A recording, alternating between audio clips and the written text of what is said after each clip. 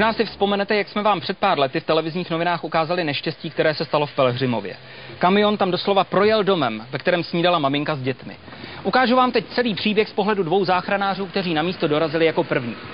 Také zažívali obrovský šok, když viděli takovou apokalypsu. Také nevěděli, kde mají začít hrabat, aby rodinu zachránili. A také se báli toho, co najdou. Bylo teplé květnové ráno roku 2002 a v rodinném domku na rušné křižovatce Pelhřimově snídala v pokoji u silnice maminka s dvouletými dvojčátky. Chvilku před 8 hodinou se ozvala ohlušující rána a celý domek se zhroutil. Pamatuju si to docela dobře, protože tohle to je jeden ze zásahů, na který se nezapomíná. Protože nahlášený to bylo vlastně jako obyčejná dopravní nehoda, takže se standardně podle toho vyjelo a až teprve na místě jsme zjistili, že je vlastně půlka kamionu v baráku. Jsme projeli první světelnou křižovatku, žádný vlastně auto, žádná nehoda nebyla vidět, tam se pojí 2 světelnýma. No ale to, co vlastně jsme viděli až po té druhé světelné křižovatce, tak to byl jako děsivý pohled. Ten kamion vyvalil celou stěnu baráku, zatlačil jí dovnitř, střecha vlastně ležela na kamionu a ten náklad z té vody, tak vlastně tím nárazem to se všechno přehrnulo a ještě se to na ty sutiny nasypalo dovnitř do toho baráku, takže to byly promíchaný ta stavební suty, cihly, suť a ještě ty lahve s minerálkama, s tou vodou perlivou. To bylo všechno, včetně příček i v tom bytě vybouraný. Robert Florián a Milan Kostka výjížděli v rychlém zásahovém voze jako první. Na místě byli jen několik minut po nehodě. Ve stejné chvíli se tam objevil i muž, který byl evidentně v šoku. Křičel, že v domě jsou jeho děti a manželka. Jsou tam 2 děti a máma, takže to jako domluvání nebylo žádný. Prostě okamžitě jsme tam šli, jo. Kolem toho kamionu se nedalo prolíst, takže kousek tam a pak se zbytek lezlo jako dvorem a z té druhé strany, tak tam jsme se nějak tak dozvěděli, kde zhruba v tu dobu asi oni bývají od jejich otce. Byli zasypaní všichni, to jako nebylo nic vidět ani slyšet prostě, jo. Takže jsme jako naslepo začali odhazovat cihly. Jsme hrabali a furt jsme neslyšeli vůbec nic, jo, protože jsme odházeli strašnou vrstvu už těch sutin a nic a najednou bylo prostě slyšet takový jako zakňourání, tak jsme prostě do toho místa začali hrabat víc a víc. No a tam vlastně pod těma sutinama byla kus nějakého nábytku, nikdy do smrti nezapomenu, když jsme to odklopili, protože tam bylo asi to děcko trošku přimáčklý, tak tam jako nebylo ani vidět, že to ještě vlastně to děcko je, ale najednou se vyvalila taková koule, prostě jak se mu nafouklo bříško, jak se jako nadechlo a začalo brečet, jako začalo křičet, takže to bylo prostě na slzy. No. Uklidnilo mě samozřejmě to, když jsme teď slyšeli dětský pláč, jo, tak jsem si říkal tak, neříkal jsem si, že to je samozřejmě dobrý, ale prostě úleva trošku, jo. Tak jsme takhle vyndali, já jsem měl teda úplně strach, takže jsem řval doktore, tak ten až jako docela hodně bych řekl, na hlavě jsem zahulákal, ale prostě bylo to jako parádní. Z těch kudrlin prostě se mu opět sypala ta suť, ale řvalo. Tak jako mě trklo, že tou dobou, že kolem 8 koukávali nějak na pohádky, tak říkám, tak by tady mohli být tak nějak třeba všichni, že jo. V hromadě sutin nebylo podle čeho se orientovat a tak hrabali a odhazovali naslepo. Brášku zachráněné Simonky Jirku skutečně našli na místě, kde se dával. Byl v křesle, zasypaný sutí a nábytkem, ale naživu. Po matce zatím nebylo ani stopy. Akorát vím, že jsem si přála prostě usnout. V tu chvíli jsem si přála usnout a prostě probudit se až potom, protože já, jak jsem byla zasypaná, vůbec jsem se nemohla hnout, vůbec. A v tu chvíli je to úplně šílený pocit. Pak vlastně mám takový jako chvilkový výpadek. Nevím, jestli jsem byla bezvědomý, nevím. Ještě prostě cítila, jak po ní lidi jako chodějí a dupou, jo. Takže tam asi opravdu šlo pak, já nevím, nechci o vteřiny, ale prostě čím dřív, jo. Bylo nás tam pak, já nevím, 10, jo, v tom baráku a prostě to byl fofr, jo. Cihly lítaly sem tam. Byla vlastně zaklíněná nějakým konferenčním stolkem nebo čím, jo, a na tom byly zase zasypaný ty sutiny a to ona byla zabořená částečně jako nějakým gaučem a stolkem, ale už se taky dusila, protože měla nacpanou vlastně hlavu do toho polstrování. Vím, že tam bylo spousta hasičů a že jednoho hasiče jsem se držela za ruku.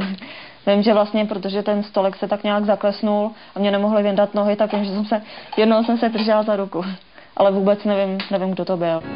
Venku mezi tím zachráněná dvojčátka rychle ošetřila lékař a hned je odváželi do nemocnice.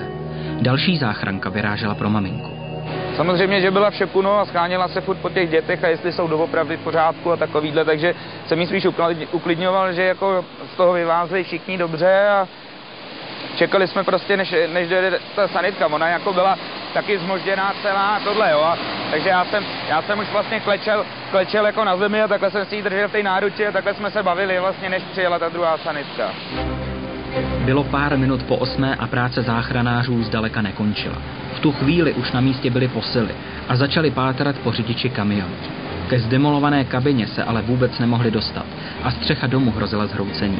Museli si provizorně zabezpečit objekt, takže hydraulickou rozpěrnou tyčí zabezpečili aspoň to místo, ve kterém pracovali. Tak jsme začali pro mě vystřihávat vlastně toho řidiče vyprošťovacíma hydraulickými nůžkama. A on komunikoval s váma? Ne. Právě, že my jsme ho ani neviděli v tom, jestli tam je, kde je, jakou má polohu, jo? Takže jsme si vlastně začali dělat otvor, aby jsme se tam k němu dostali. Jo? Řidič bohužel nejevil žádné známky života a potvrdil to i lékař záchranné služby. Po 2 hodinách necelých došlo k vyproštění toho řidiče. Trošičku nastalo takové, řekl bych, odlehčení toho, že byl v kabině sám. To byla pro záchranáře dobrá zpráva. Nikdo ale nevěděl, jestli v okamžiku nehody nebyli před domem nějací chodci. Policie a hasiči na místě zjistili, že kamion, když sjížděl z kopce do křižovatky, troubil a blikal. Byl spíš předpoklad díky tomu, že troubil, že blikal, že případní chodci utekli a z těch svědeckých výpovědí nebylo jasný, jestli tam někdo vůbec byl. Že byl vlastně povolán vyprošťovací automobil, který by ten návěs měl vytáhnout.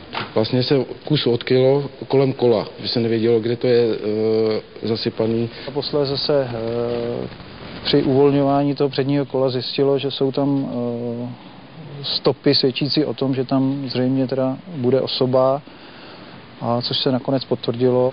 Ale ten klíč na to kolo. Pod předními koly našli tělo mladé dívky. S nadřízením osudu procházela to ráno právě tímto místem.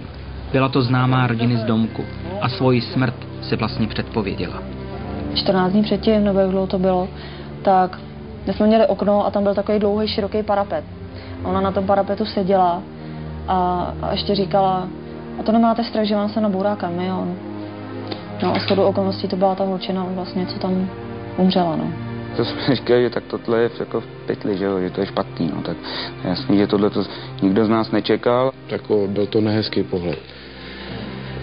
No, takže se vlastně začalo to více rozebírat, muselo se sundat kolo. No, když jsme onu dívku vlastně vyndali, tak pak se teprve začalo s tím vytahováním toho návěsu a vlastně tahače.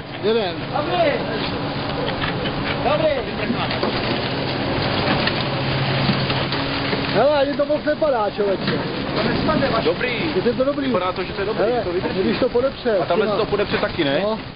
Záchranáři si mysleli, že to nejhorší mají za sebou. Při posunu vlastně toho kamionu do zádu bylo od policie, která dohlížela samozřejmě na vyprošťování už z důvodu vyšetřování, zjištěno, že se opět nachází v prostoru přední části na druhé straně část nějakého oděvu. Ve 4 hodiny odpoledne, po 8 hodinách náročného zásahu, našli záchranáři další chodkyni, kterou kamion smetl. Tohle to špatný už to potom začalo přebíjet, jo, akorát se i únava zvyšuje, vidíte, že prostě je to horší a horší. Jak únava, tak to, že prostě se nacházeli další a další lidi, kteří prostě to opravdu odnesli, že tam zemřeli, tak to bylo prostě špatný. Pro zasahující hasiče to byla poslední kapka. Bylo obrovské horko, psychická a fyzická zátěž sehrávaly určitě svoje, takže je to malinko ty kluky srazilo ještě více dolů, než prostě byli. Chtěli jsme to tak nějakým způsobem dorazit, ale jako stejně nás potom vlastně večer už nás museli vystřídat, protože už to nešlo vůbec vydržet, to už jsme byli úplně grogy. Čerstvé posily odklízely trosky domu a kamionu pozdě do noci. Jak a proč k tak tragické nehodě došlo, se všichni dozvídali až v následujících dnech z průběhu vyšetřování. Kamion přijížděl ze zhora tady tou Pražskou ulicí, podle svědků už asi od polovičky té ulice, prakticky z toho kopce nahoru troubil, blikal, dával najevo, prostě, že má nějaké problémy.